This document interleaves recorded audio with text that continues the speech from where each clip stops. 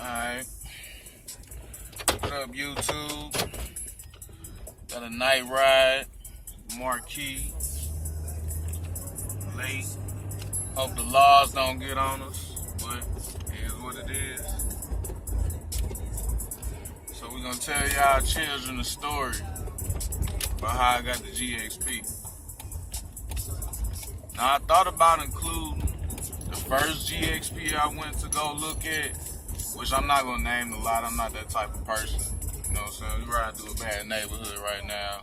You know what I'm saying? Hope don't nobody get on us, but we got something for that.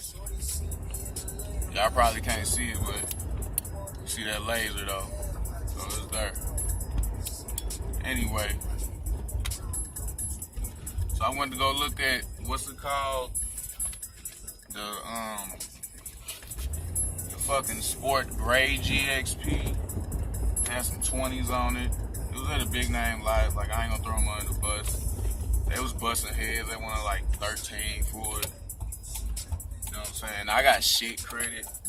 So I brought them the 99 Grand Marquee I had, which was dark blue and had a shit ton of hail damage, but it was still a runner. I just got tired of it.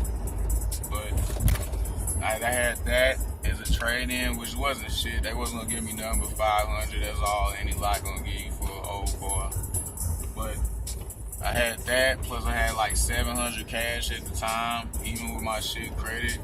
And the guy was gonna send me through. I test drove the car. It was fast. Everything was right on it. You know what I'm saying? No transmission problems whatsoever. It was great. But then when they start crunching the numbers, you know what I'm saying, they come back and tell you something else. Well, we can get you in this Fusion or this Cruise. And I'm like, well, I came to get a Gxp. You know what I'm saying? I understand there's people that drive those types of cars just looking for transportation. They're not car people. They don't want a fucking, you know what I'm saying, something that's kind of fast or fast at all. They just want a fucking car. I mean, that's great. That's there for those people.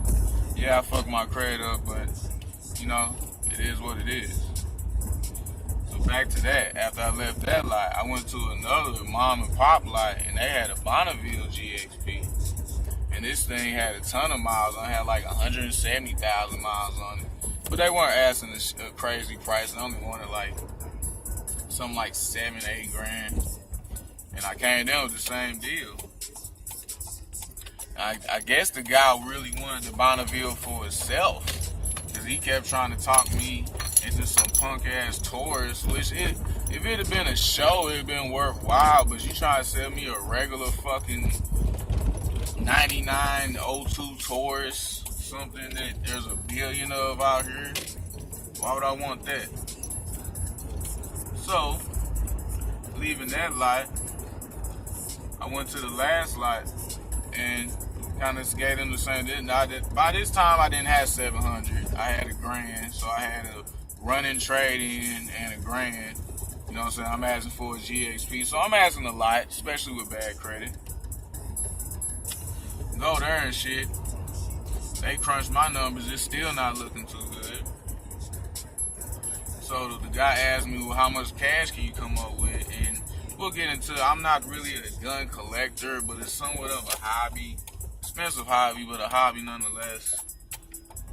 And I get into telling him, well, I might have to sell some or something. So he figures out that I got a couple. We get to chatting it up. I show him some pictures or something, and I might throw up a picture of it if I can find it. So I sell him an old Glock 17. I think it was a Gen 2. Could have been a Gen 3. I didn't really do my research on it. I didn't have it that long.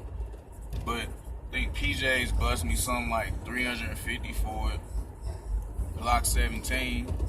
So I ran home, got that, came back. Me and him did the official paperwork, the bill of sale, the sign-offs, the ownership of the firearm, whatnot. He gave me the cash. That was what I needed. That's how I got the Gxp. You know what I'm saying? I still got a note on it, and yeah, this was a year, almost a year and a half ago. But I got what I wanted. I don't have to drive it every day. I see people that drive their Impala SS's or Monte Carlo SS's, GXPs, whatever, what have you, and they just dog it every day. And then people troll about the transmission problems. Well, I had transmission problems, I say maybe a month into owning my GXP, and instead of just wearing it out and making it worse, I went and paid $250 for a transmission flush. And that all the problems went away. I've never had a transmission problem, no matter how hot or cold the transmission was or the temperature was outside from that car after the transmission flush. So that's my advice to anyone that's looking to get that car and they're fearful of the weary transmission problems that everyone has. I mean, because it's the truth. It's right there on Google, you know what I'm saying, in paper if you look it up. They put the regular transmission that goes in the supercharged cars in that car. I don't know why GM made a stupid move like that. But it is what it is. I mean, I chose to get that car. I knew what came with it. You know what I'm saying? I plan on paying it off. If I, you know what I'm saying, knock on fake wood grain in the marquee, if I had to have any transmission problems, you know, that's what I would do. I would just keep driving the fucking marquee or whatever bullshit daily car that I'm driving at the moment until I get the money to get it fixed. But yeah, I'm driving here, but that's just a story of how I got the GXP. That's just a little here. So I can go into hours about GM, but that's for another time. Hope you guys like the night ride, folks.